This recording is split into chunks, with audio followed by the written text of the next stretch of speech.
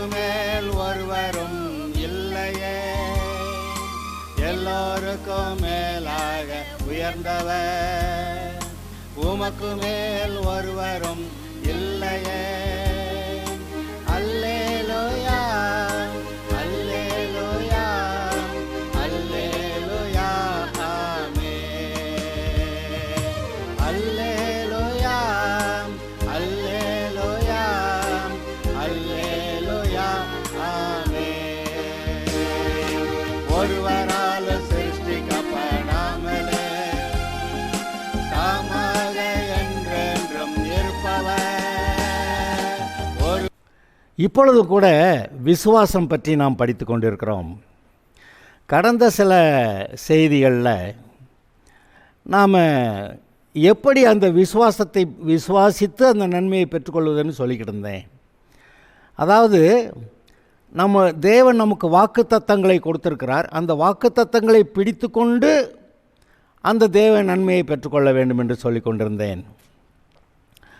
அப்போ அந்த வாக்குத்தத்தத்தை நீங்கள் பிடிச்சிட்டிங்கன்னா நீங்கள் கர்த்தரையே பிடிச்சிட்டிங்க. நீங்கள் வாக்குத்தத்தங்களை கையில் உங்கள் மனசில் இறுக்கி பிடிச்சி வச்சுருக்கிறப்ப கர்த்தர் உங்களை விட்டு விலகி போக முடியாது. அது உண்மை. தேவன் தம்முடைய வார்த்தையின்படியெல்லாம் சகலத்தையும் செய்கிறவர். தமது சகல மகிமை பிரஸ்தாபங்களை பார்க்கலாம் தம்முடைய வார்த்தையை மகிமைப்படுத்தியிருக்கிறார். அப்போ வார்த்தைக்கு அவ்வளோ முக்கியத்துவம் கொடுத்துருக்கிறாருன்னா அந்த வார்த்தையின்படி செய்கிறவர். நான் சொன்னேன் அதை செய்வேன் என்று சொல்லுகிறவர். இப்பொழுதும் கூட நீங்கள் வசனத்தை, அந்த வாக்குத்தத்த வசனத்தை பிடித்து கொள்வீர்களானால் அப்போ கர்த்தரையே பிடித்து கொண்டீர்கள். நீங்கள் அவருடைய வசனத்தை பிடித்து கொண்டு இருக்கும்போது கர்த்தர் அந்த இடத்த விட்டு விலகி போக முடியாது. ஏன்னா வசனமும் கர்த்தரும் ஒன்றாக இருக்கிறார்கள். ஆதியிலே வார்த்தை இருந்தது, அந்த வார்த்தை தேவனாக இருந்தது. நீங்கள் இந்த வார்த்தையை பிடிச்சிக்கிட்டா அப்போ கர்த்தரை பிடிச்சிட்டீங்க. ஆதலால் நீங்கள் வாக்குத்தத்த வார்த்தையை பிடிச்சு அதன் மூலமாக கர்த்தரையும் பிடிச்சு வச்சுக்கிட்டு அந்த வாக்குத்தத்த வசனங்கள் உங்களுக்கு என்ன நன்மை செய்கிறதா சொல்லுதோ அதை நீங்கள் பெற்றுக்கொள்ள வேண்டும் என்று சொல்லி கொண்டிருந்தேன். நீங்கள் வாக்குத்தத்த வசனத்தை பிடிச்சிக்கிட்டா கர்த்தரை பிடிச்சிட்டீங்க. இடையில ஒரு நேரம் அந்த வாக்குத்தத்த வசனத்தை விட்டுட்டிங்கன்னா இதெல்லாம் எப்படி என் வாழ்க்கையில் நடக்காதுங்க அப்படி ஏதாவது சொல்லிட்டீங்கன்னா அப்போ அந்த வாக்குத்தத்த வசனத்தை விட்டுட்டீங்க, அப்போ கர்த்தரையும் விட்டுட்டீங்க. இப்போ இயேசுவை ஆண்டவராக ஏற்றுக்கொண்டிருக்கிறவர்களை பற்றி தான் பேசிகிட்டு இருக்கிறேன். ரட்சிக்கப்பட்டவர்களை குறித்து பேசி கொண்டிருக்கிறேன். அநேக சமயங்களில் எங்கே குறைபாடு வருதுன்னு நான் காட்டிடுறேன். அதுபோல் பல இடங்களில் இருக்கலாம். நான் ஒன்று மட்டும் சொல்கிறேன். இன்றைக்கி பலவீனமே வியாதியே இல்லாத, சுகவீனமே இல்லாத யாராவது ஒரு விசுவாசியை நீங்கள் காட்டுவீங்களா? ஏறக்குறைய எல்லாரும், ஒருவேளை ஒரு சிலர் நல்லா சுகவீனம் இல்லாமல் இருக்கலாம், நான் அதை இல்லைன்னு சொல்லலை. ஆனால் பொதுவாக ஒரு குறிப்பிட்ட வயதுக்கு மேலே போனோம்னா எல்லா விசுவாசிகளுக்குமே ஏதோ ஒரு பலவீனம், ஏதோ ஒரு சுகவீனம், ஏதோ ஒரு வியாதி அது அவர்களை பிடித்து கொள்ளுகிறது. அதை விட்டு போக மாட்டேங்குது. பார்த்திங்களா? அங்கே அந்த பிரச்சனையை தீர்க்கறதுக்கு தான் இப்போ நான் பேசிக்கிட்டு இருக்கிறேன். பாருங்க, தேவன் நல்லவர். நானே உன் பரிகாரியான கர்த்தர் என்று சொன்னார். அதாவது நானே உன்னை குணமாக்குகிறவர். அவர் அப்படியெல்லாம் சொல்லி வச்சுருக்கும்போது அவர் எப்படி குணமாக்குகிறார்னு கேட்டால் தேவன் தமது வசனத்தை அனுப்பி அவர்களை குணமாக்குகிறார் என்று அங்கே எழுதியிருக்கிறது. நான் உங்களுக்கு அந்த வசனத்தை உங்களுக்கு வாசித்து காட்டுறேன். சங்கீதம் 107. அங்கே இஸ்ரவேல் ஜனங்கள் எகிப்திலிருந்து புறப்பட்டு வந்தவங்க வனாந்தரத்தில் அவங்களுக்கு ஒரு வியாதி கூட இல்லை. ஏன்னா பஸ்கா ஆட்டை புசித்திருந்தார்கள். பஸ்கா ஆட்டை புசித்திருந்த அந்த இஸ்ரவேலருக்கு வனாந்தரத்தில் வரும்போது அவர்கள் கன்றுக்குட்டியை செய்து ஆராதிக்கிற நாள் வரைக்கும் அவர்களுக்கு வியாதி கிடையாது. ஏனென்றால் அவர் சொல்லுகிறார், நானே உன் பரிகாரியான கர்த்தர். எகிப்தியருக்கு வரப்பண்ண ஒரு வியாதியை உண்மையில் வரப்பண்ண மாட்டேன் அப்படி சொல்கிறாரு. அப்போ கர்த்தரே நமக்கு பரிகாரியானவர். அவருடைய தழும்புகளாலே நாம் குணமாகிறோம். வேறு எந்த வழியிலையும் இல்லை. அதை எப்படி குணமாக்குறாருன்னு கேட்குறப்ப இந்த வசனத்தை அனுப்பி குணமாக்குகிறாருன்னு சொல்ல வர்றோம். எங்கே? சங்கீதம் 107 19 20 வாசிக்கிறேன். தங்கள் ஆபத்திலே கர்த்தரை நோக்கி கூப்பிடுகிறார்கள், அவர்கள் இக்கட்டுக்கு அவர்களை நீங்களாக்கி ரட்சிக்கிறார். எப்படி ரட்சிக்கிறாருங்கிறது அடுத்த வசனம். அவர் தமது வசனத்தை அனுப்பி அவர்களை குணமாக்கி அவர்களை அழிவுக்கு தப்புவிக்கிறார். அவர் தமது வசனத்தை அனுப்பி அவர்களை குணமாக்கி அவர்களை அழிவுக்கு தப்புவிக்கிறார். அதுபோல் வசனத்தை தான் அனுப்புகிறாரு. இப்போது உங்ககிட்ட கர்த்தர் நான் உன்னை குணமாக்குகிற கர்த்தர் அப்படின்னு உங்ககிட்ட பேசினா அப்போ குணமாக்குறாருன்னு அர்த்தம். நீ உன் படுக்கையை எடுத்துக்கொண்டு எழுந்துரு அப்படின்னாருனாக்க அவன் சப்பானியை சுகமாக்குறாருன்னு அர்த்தம். நீ கண்ணில் சேற்றை பூசிட்டு சீலோவாம் குளத்தில் போய் கழுவுன்னா சீலோவாம்னா அனுப்பப்பட்டவர், அதான் இயேசு. அங்கே போய் கழுவுன்னு சொன்னால் கழுவுனா சுகமாகறான்னு அர்த்தம். அங்கே போய் கழுவுன்றாருல, அதை வசனத்தை அனுப்புகிறாரு, வார்த்தையை அனுப்புகிறாரு. அப்படி ஒவ்வொரு காரியத்துக்கும் சுகமாகிற போது வார்த்தையை அனுப்புகிறாரு. லாசர்வே வெளியே வாடினார், தலித்தா குமின்னார், வசனத்தை அனுப்பினார்.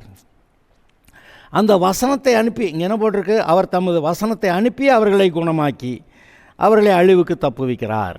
அப்போ அவர் என்ன செய்வார்? அவர் வார்த்தையாக இருக்கிறாரு, வார்த்தையை தான் அனுப்ப முடியும், வேறு என்னத்தையை தான் அனுப்ப முடியும்? அவர் வார்த்தையாக இருக்கிறார், வார்த்தையை தான் அனுப்புவார்.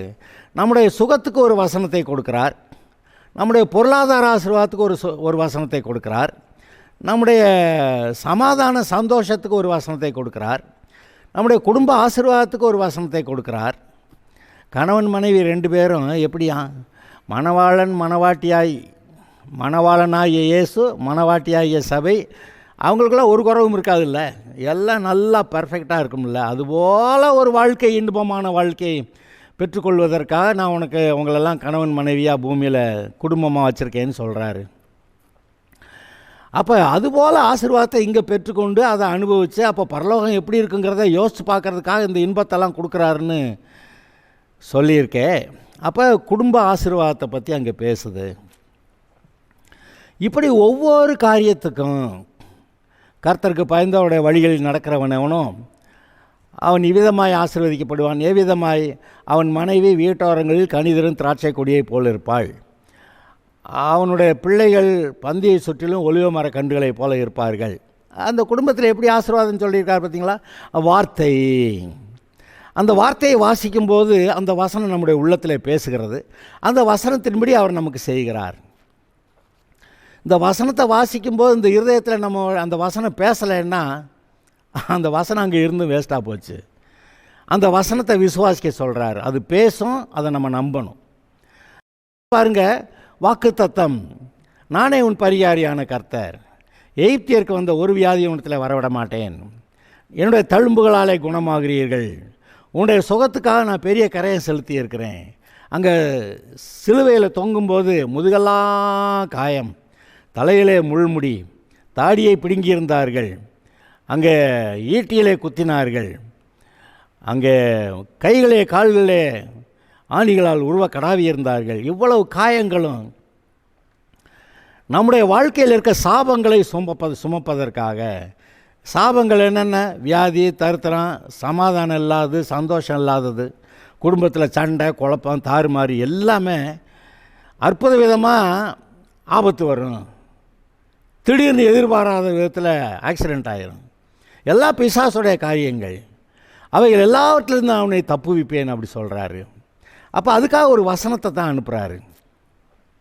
அப்போ நீங்கள் காலையில் எந்திரிச்சு, ஸ்தோத்திர ஆண்டவரே, என்னை சுற்றில் நீர் காவல் வைத்திருக்கிறபடியால், அதற்காக ஒரு தூதனை போட்டிருக்கிறபடியால் உமக்கு ஸ்தோத்திரம், என் பாதம் கல்லில் இடாதபடிக்கு ஸ்தோத்திர ஆண்டவரே, என்னை சுற்றி அக்கினி மதிலாக இருக்கிறீர், நன்றி ஆண்டவரே, எனக்கு என்னை கண்ணின் மணியை போல காக்கிறீர், நன்றி ஆண்டவரே, உள்ளங்கையில் வரைந்திருக்கிறீர், நன்றி ஆண்டவரே, எவன் என்னை உம்மிடத்திலிருந்து பிடுங்க முடியாது, நன்றி, நீர் எனக்கு கொடுக்குற பாதுகாப்புக்காக, என்னை வீட்டார் கொடுக்குற பாதுகாப்புக்காக உமக்கு நன்றி அப்படின்னு விசுவாசத்தோடு இந்த வசனத்தை அறிக்கை பண்ணி இந்த உணர்வோடு நம்ம இருக்கும்போது எந்த தீங்கு நம்மை தொடுவதில்லை.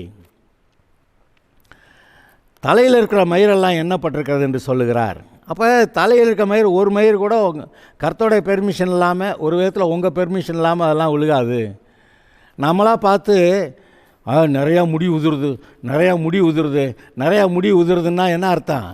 உதிர்றதுக்கு நீங்கள் அலோவ் பண்ணிட்டீங்கன்னு அர்த்தம். அதுக்கப்புறம் தான் அவர் அலோவ் பண்ணுறாரு. ஆனால் நாம் இப்போ வாழ வயது போல் ஆகுதுன்னு சொல்கிறோமே, இதை அந்த வசனத்தை நீங்கள் பிடிச்சிக்கிட்டிங்கன்னா, அந்த வாக்குத்தத்த வசனத்தை பிடிச்சிருக்கும்போது அந்த வசனத்தின் மூலமாக நீங்கள் அவரை பிடிச்சிருக்கீங்க. அந்த வசனத்தை நீங்கள் பிடிச்சிருக்கும்போது அவர் விலகி போக முடியாது. ஏய், அன்றைக்கி நான் சொன்னதுக்கு இன்றைக்கி ஏன்டா இதை பிடிச்சிக்கிட்டு வம்பு பண்ணுறேன் அப்படியெல்லாம் கேட்க மாட்டார். அவர் தன்னுடைய வசனத்தை நிறைவேற்றுவார். வானம் பூமி மாறினால் இந்த வார்த்தைகள் ஒழிந்து போகாது. அப்படி தானே? அப்போ இந்த வசனத்தை விசுவாசித்தா நீங்கள் அவரையே விசுவாசிக்கிறீங்க. பாருங்க, அவருடைய வசனத்தை விசுவாசித்தா அவரை விசுவாசிக்கிறீங்க. ஆனால் பிசாசு சொல்கிற வார்த்தையை விசுவாசித்தா நீங்கள் அவனை நம்புறீங்க. உலக சூழ்நிலையை பார்த்து அவ்வளவுதான், கொரோனா வந்துருச்சு, நம்மெல்லாம் தாக்கு பிடிக்க முடியாது அப்படி சொல்லுங்கள். உங்களால் தாக்கு பிடிக்க முடியாது. அது எத்தனை கொரோனா எங்கே வந்தாலும் சரி அது என்னை தொடாதுன்னு சொல்லுங்கள். ஏன்னா கர்த்தர் எனக்கு பரிகாரியான கர்த்தர். இந்த தீங்கு எதுவும் வராமல், இந்த வியாதி எதையும் வராமல் எனக்கு தடுக்கிறவர் அப்படின்னு நீங்கள் சொல்லுங்கள், அது வராது. இப்போ பிரச்சனை எங்கேன்னா நம்ம இருதயம்தான். நம்ம இருதயம் ஒழுங்காக கர்த்தருடைய வசனத்தை பிடிக்குதா, இல்லை உலக சூழ்நிலைகள் மூலமாக பிசாசு பேசுகிறானே அந்த பிசாசுடைய வார்த்தைகளை ஏற்றுக்கிட்டு பிசாசே நம்புகிற அந்த மனநிலையில் இருக்கிறோமா? கர்த்தருடைய வசனத்தை விசுவாசித்தா கர்த்தரை பிடிச்சிக்கிட்டோம். இந்த உலக சூழ்நிலைகள் மூலமாக பிசாசுடைய வார்த்தையை நம்பினாக்கா இப்போ பிசாசை பிடிச்சிக்கிட்டோம். அது அப்புறம் ஏறி மேயும் நம்ம மேலே. அது இப்போ இந்த உலக பிரகாரமானன்னு சொல்லுவாங்கள்ல, இந்த உலகம் பேசுகிற மாதிரி பேசிட்டு கர்த்தர் பேசுகிற மாதிரி ஆசீர்வாதம் வரணும்னு எப்படி எதிர்பார்க்கறது? அப்போ நீங்கள் உலகம் பேசுகிற மாதிரி பேசக்கூடாது.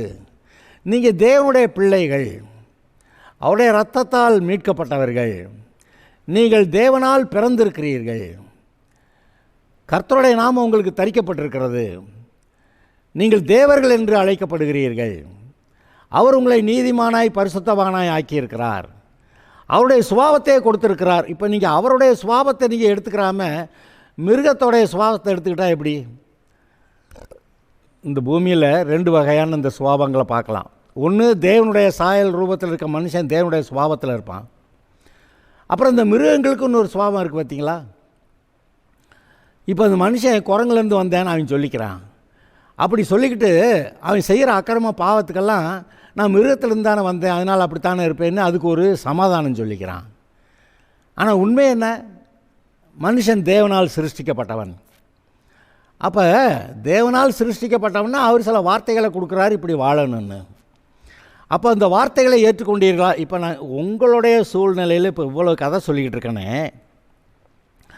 உங்களுடைய சூழ்நிலைகளை உங்களுடைய சரீர சுகத்துக்காக, மனசில் சமாதானத்துக்காக, மனசில் சமாதானம் சும்மா வராது, அது உண்மையாக எங்கெல்லாம் மனம் திரும்பணுமோ அங்கே மனம் திரும்பி இருக்கணும்.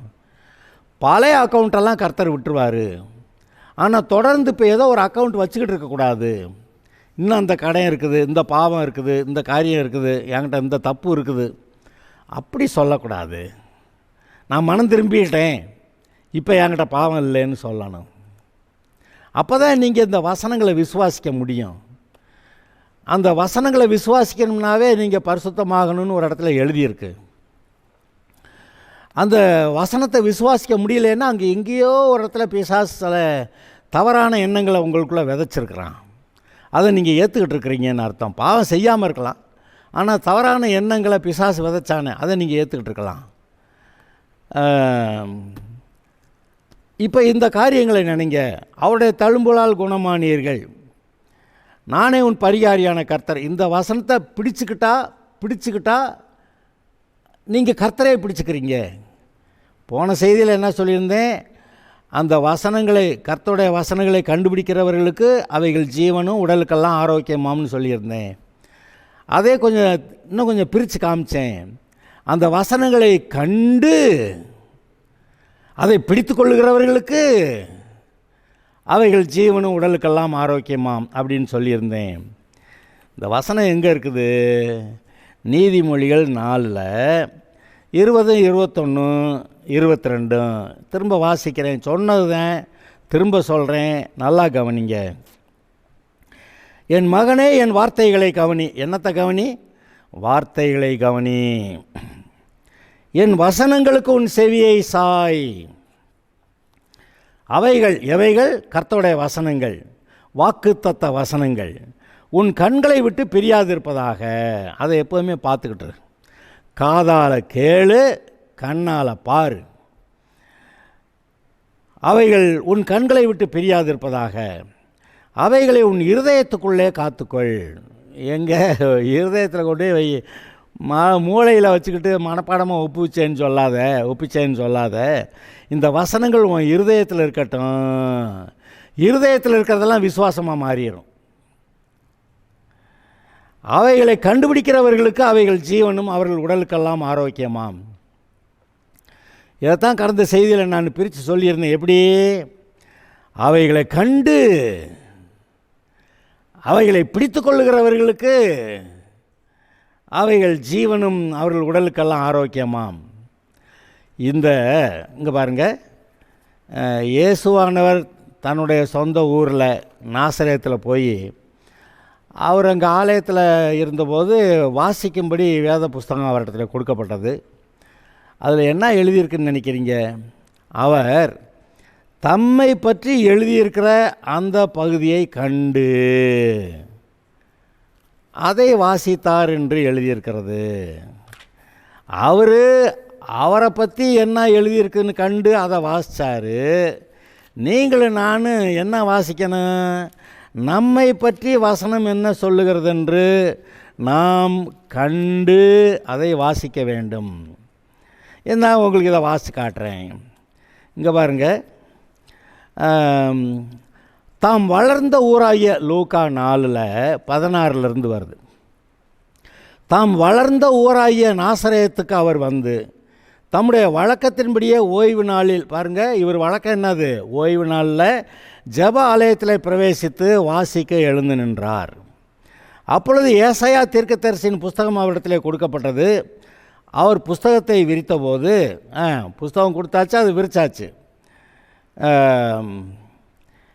கர்த்தருடைய ஆவியானவர் என்மேல் இருக்கிறார், தரித்திரருக்கு சுவிசேஷத்தை பிரசங்கிக்கும்படி என்னை அனுப்பி அபிஷேகம் பண்ணினார். இருதய நறுங்குண்டவர்களை குணமாக்கவும், சிறைப்பட்டவர்களுக்கு விடுதலையும், குருடருக்கு பார்வையும் பிரசித்தப்படுத்தவும், நொறுங்குண்டவர்களை விடுதலையாக்கவும், கர்த்தருடைய அனுக்கிரக வருஷத்தை பிரசித்தப்படுத்தவும் என்னை அனுப்பினார்.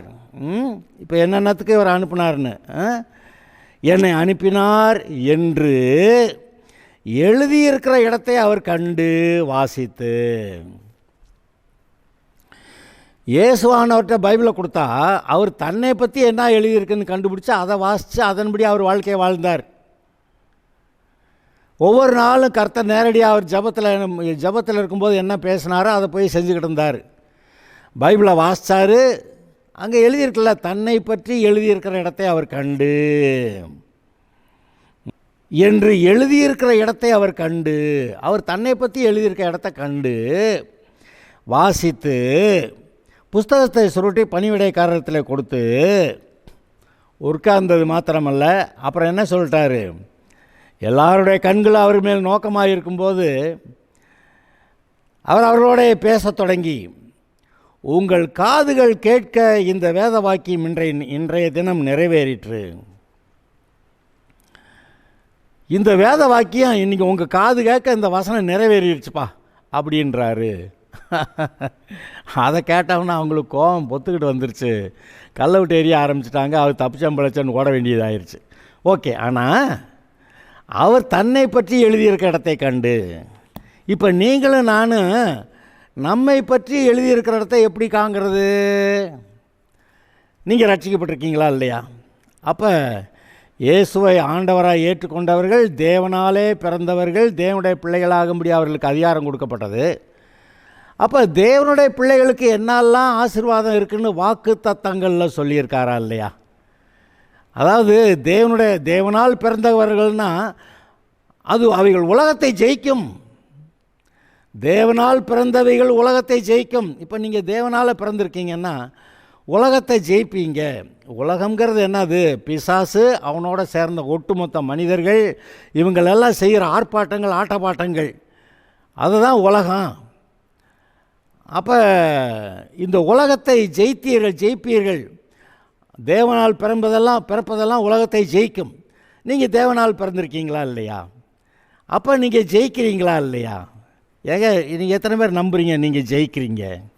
நான் தேவனால் பிறந்திருக்கிறேன், ஆதலால் உலகத்தை ஜெயிக்கிறேன். நான் அவரை விசுவாசிக்கிறேன், ஆதலால் தேவனுடைய குடும்பத்திலே பிள்ளையாக இருக்கிறேன், தேவனால் பிறந்திருக்கிறேன் என்று நீங்கள் இந்த வார்த்தையை இருதயத்தில் வச்சுருக்கும்போது தான், மன மூளையில் இல்லை, இருதயத்தில் வச்சுருக்கும்போது தான் அது விசுவாசமாய் மாறுகிறது.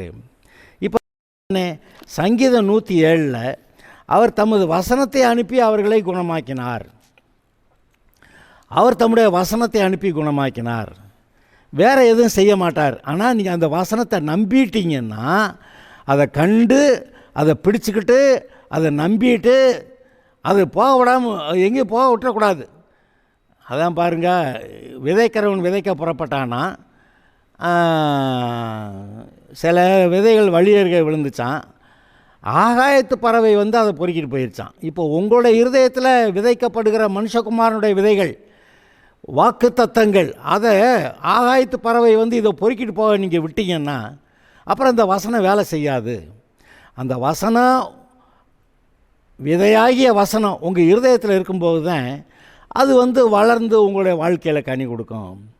நீங்கள் பாட்டு கவலையத்து என்னமோ பாஸ்டர் பிரசங்கம் பண்ணாருங்க, சரி ஓகே, என்ன பண்ணார் தெரியாது.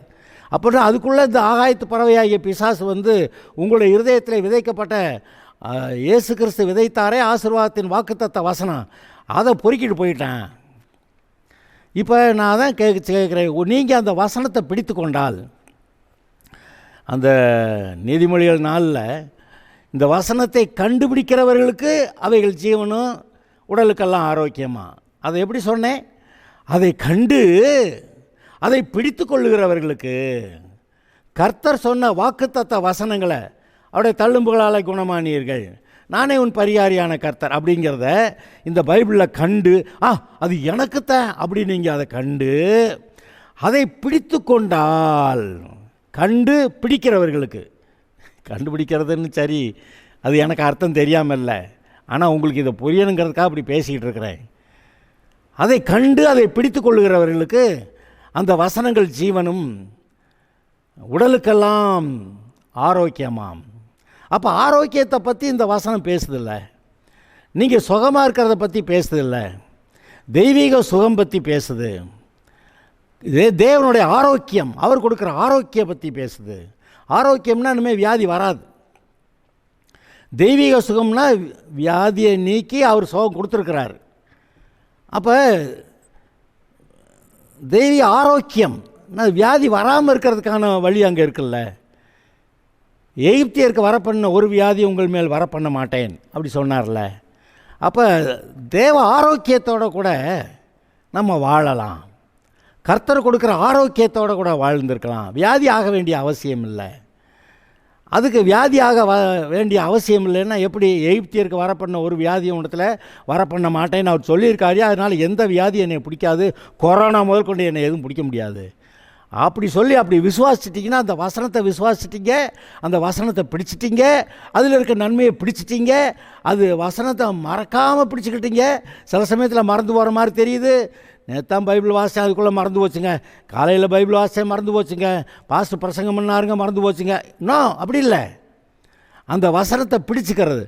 பாஸ்டர் இதை சொன்னார், இந்த இன்றைக்கி இதை வாசித்தேன், அது என்கிட்ட இருதயத்தில் பேசிச்சு, அந்த வசனம் பேசிச்சு, அந்த வசனத்தின்படி எனக்கு சுகம் உண்டு அப்படின்னு சொல்லி நீங்கள் அதை பிடித்து கொண்டால் சுகம் இருக்கிறது. பிசாசை திருட வர்றான், ஆகாயத்து பறவையாக வந்து திருட வர்றான். அப்புறம் உபத்திரவங்களை கொடுத்து கற்பாறையில் வெயில் ஏறின போது தீந்து போச்சுன்னு இருக்கு. அது மாதிரி நமக்கு நெருக்கங்கள், பிரச்சனைகள் வரும்போது இந்த வசனத்தை விட்டுறதுக்கு வாய்ப்பு இருக்குது. அப்புறம் நம்முடைய சொந்த உலக ஆசையில் மனதை செலுத்திடுறதுனால, இந்த வசனத்துக்கு முக்கியத்துவம் கொடுக்காததுனால முள்ளுகளுக்குள்ளே விதைக்கப்பட்ட விதை பலனற்று போயிடுச்சு அப்படி சொல்லியிருக்கு. ஆனால் உங்களோட இருதயம் நல்ல நலமாக இருக்குதுன்னா, அவருடைய தழும்புகளால் குணமானேங்கிற வசனம் விதைக்கப்படும் போது நான் அவருடைய பரிகாரியான கர்த்தர்னு அந்த வசனம் விதைக்கப்படும் போது, இந்த மாதிரி இவ்வளோ பேரை கர்த்தர் சுகமாக்கினார், மனுஷன் சுகமாக இருப்பது கர்த்தருடைய சித்தம், அதனால் நானும் சுகமாக இருக்கிறது கர்த்தருடைய சித்தம் அப்படின்னு நீங்கள் சொல்லுவீங்கன்னா, யாக்கோபு நாளில் சொல்லியிருக்கேன், அவனா பாவம் செஞ்சு அதனால் வியாதி வந்துருந்துச்சுன்னா அவன் பாவத்தை அறிக்கையிட்டுட்டு அங்கே மூப்பர் வந்து எண்ணெய் பூசி ஜெபிக்கிறப்ப அவனுக்கு பாவம் செஞ்சாலும் மன்னிக்கப்படும், அவன் சுகமாக்கப்படுவான் அப்படின்னு எழுதியிருக்கேன். அப்படியாவது நீங்கள் சுகத்தை பெறலாம், அந்த வசனத்துக்காக நீங்கள் போகலாம். அந்த வசனங்கள் மூலமாக நீங்கள் சுகமடைகிறீர்கள். அந்த வசனங்கள் மூலமாக தேவன் சுகத்தை அனுப்புகிறார். அதை பிடிக்கிறது நம்ம வேலை. அதாவது 2 பேர் சேர்ந்து, தேவனும் வசனத்தை அனுப்பணும், நம்மளும் அதை பிடிக்கணும். நான் பிடிக்கிறேன்னு இருந்தால் அவர் வசனத்தை அனுப்பவே இல்லைன்னா, நம்ம பாவத்தில் இருக்கும்போது அந்த வசனத்தை அவர் அனுப்ப மாட்டார். அந்த வசனம் பைபிளில் 1000 எழுதியிருக்கான், ஆனால் நம்மக்கிட்ட பேசாது. அதனால் நம்ம உண்மையாக மனம் திரும்பி இருக்கும்போது அவர் வந்து அந்த வசனங்களை கொண்டு நம்மகிட்ட பேசுகிறாரு. அப்போ நம்ம அதை பிடிச்சிக்கணும். அவர் வசனத்தை அனுப்பவும் செய்யணும், நம்ம அதை பிடிக்கவும் செய்யணும். அவர் அனுப்பி நம்ம அதை பிடிக்கலைன்னா வீணாக போச்சு. நம்ம பிடிக்கிறேன்னு உட்காந்துருக்கும்போது அவர் அனுப்பலைன்னா அப்பவும் வேஸ்ட்டு. அப்போ அவர் வசனத்தை அனுப்பணும், அதை நம்ம பிடிக்கணும். இப்போ அவருடைய தழும்புகளால் குணமானேங்கிற வசனம் பைபிளில் இருக்குது. அந்த வசனத்தை நம்ம வாசிக்கிறோம், ஆனால் நமக்கு மனசுக்குள்ளே ஒரு பிடிப்பும் இல்லைன்னா அப்போ அவர் அந்த வசனத்தை அனுப்பவே இல்லை. அவர் அந்த வசனத்தை நம்மகிட்ட பேச மாட்டேங்கிறாரு, அது நம்முடைய உள்ளத்தில் பேச மாட்டேங்குது. அப்போ பாவத்தை விட்டு மனம் திரும்பணும். பாவத்தை விட்டு மனம் திரும்பி ஸ்தோத்திரம் ஆண்டவரே அப்படின்னு சொல்லிட்டா, இப்படி எல்லா அநியாயத்தை நீக்கி உங்களை ஆக்குகிறதுக்கு அவர் நீதியும் உண்மையுள்ளவராக இருக்கிறார் அப்படி எழுதியிருக்குல்ல. அப்போ அவர் நம்ம உண்மையாக மனம் திரும்பினா அவர் வந்து நம்மை ஆசீர்வதிக்கிறார், சுகமாக்குகிறார், நம்மை வாழ வைக்கிறார். நான் அவைகளுக்கு ஜீவன் உண்டாயிருக்கும், அந்த ஜீவன் பரிபூர்ணப்பட வந்தேன் என்றார். நீங்கள் நன்றாக இருப்பதற்காக, நீங்கள் வாழ்ந்திருப்பதற்காக, நீங்கள் சுகமாக இருப்பதற்காக, உங்களுடைய தேவைகள் சந்திக்கப்படுவதற்காக அந்த வாக்கு தத்தங்கள் இருக்கிறதே, எனக்காக அவர் தரித்திரரானார், நான் ஐஸ்வர்யவனாகும்படி அவர் எனக்காக தரித்திரரானார். இந்த வசனம் இருக்கா இல்லையா? அவர் தான் என்னுடைய சமாதானத்தின் தேவன். வசனம் இருக்கா இல்லையா? சமாதானத்தின் தேவன்னு. அவர் தம்முடைய பரிசுத்த ஆவியினால் உண்டாகிற சந்தோஷத்தை கொடுத்து அது மூலமாக தேவனுடைய ராஜ்யத்தை எனக்குள்ளே கொடுக்குறாருன்னு அந்த வசனம் இருக்கா இல்லையா? அப்போ ஒவ்வொரு காரியத்தை குறித்து சத்துருவை பற்றி சொல்கிறாரு, பிடரிய உன்ட்ட ஒப்பு கொடுக்குறேன், நீ அவனை அடிச்சு காலி பண்ணுன்றாரு. சத்துருக்கள் உனக்கு விரோதமாக ஒரு வழியாக வந்து 7 வழியாக ஓடி போவார்கள்ங்கிறாரு. பிசாசை துரத்துறதை பற்றி சொல்கிறாரு, என் நாமத்தினாலே பிசாசுகளை துரத்துவார்கள்னு. அப்போ எந்த வாக்குத்தத்தம் நமக்கு இல்லை, நமக்கு தேவை எதுவோ அந்த வசனத்தை எடுத்து, ஆண்டவரே என் இருதயத்தை நல்லா வச்சுருக்கேன், என்கிட்ட நீர் இந்த வசனத்தின்படி எனக்கு செய்யணும், அவ்வளவுதான். இந்த வசனத்தை பிடிச்சிக்கிட்டேன், அவருடைய தழும்புகளால் குணமானீர்கள், நான் இதை பிடிச்சிக்கிட்டேன் விடமாட்டேன், நீர் அதனால் எங்கேயும் போக முடியாது, நீர் என்னோட கூட இருக்கிறீர், நீர் இருக்கிறீரா இல்லைன்னு நான் பிடிச்சிருக்கேன். நிறைய பேருக்கு ஆண்டவரே வாரும் வாரும் வாரும்னு அவர் தான் இங்கே இருக்கிறாரு, அதை விட்டுப்பட்டு வாரும்னா அப்போ ஏதோ விவரம் தெரியாமல் இருக்காங்க. இப்போ என்ன சொல்லணும்? ஆண்டவரே இந்த வசனத்தை கண்டு பிடிச்சிருக்கேன், இந்த வசனத்தின்படி எனக்கு இப்போ சுகம், விடுதலை, இந்தந்த நன்மைகள் என் வாழ்க்கையில் நீர் தான் சொல்லி, உம்முடைய வசனம் தானே, நானா சொன்னேன், நீர் தான் இந்த வசனத்தை சொல்லியிருக்கிறீர், இந்த வசனத்தின்படி கடவுது. கர்த்தர் தாவீதுகிட்ட நான் உனக்கு வீட்டை கட்டுவேன்னு சொல்லிவிட்டார். அவன் கடைசிக்கு என்ன பண்ணுறேன், நீர் சொன்னபடியே கடவுதுன்னு. அவனுடைய குமாரன் சாலமோன் வந்து எங்கள் அப்பாவுக்கு இதெல்லாம் சொன்னீங்களே அதுபடியே செய்யும்ன்றான். என்னது அதுபடியே? அப்போ அந்த வார்த்தையின்படியே அதுபடியே செய்யும்ன்றான். அப்போ அவங்க காரியத்தை சாதிக்கிறவங்க, ஏன்னா அவர் வார்த்தையை பிடிச்சிக்கிட்டே கேட்டுக்கிட்டு இருக்கிறாங்க. நீங்களாக ஒன்று ஆலோசித்து இப்படி கேட்டு அப்படி கேட்டு அப்படியெல்லாம் நம்ம வாழ்ந்துடலாம், அப்படி இல்லை. அவரே நீங்கள் சூப்பராக வாழ்ந்துருக்கிறதுக்கு எல்லா வாக்கு தத்தங்களையும் கொடுத்து வச்சுருக்கிறாரு. அதை தேடி அதை கண்டு அதை பிடிச்சிக்கிட்டா அது உங்களுக்கு வரும். ஹலோ, தேடுங்கள் கண்டடைவீர்கள், கேளுங்கள் கொடுக்கப்படும், தட்டுங்கள் திறக்கப்படும். திறக்கலையா? தட்டுங்க திறக்கும்ன்றாரு. வசனத்தின் மூலமாய் தட்டுங்கள். இந்த வசனத்தை தேடுனா கண்டுபிடிப்பீங்க, கேட்டால் கொடுப்பாரு. தட்டுங்க திறக்கும், சுகம் வரும், பலன் வரும், பொருளாதாரம் வரும், குடும்ப ஆசீர்வாதம் வரும்.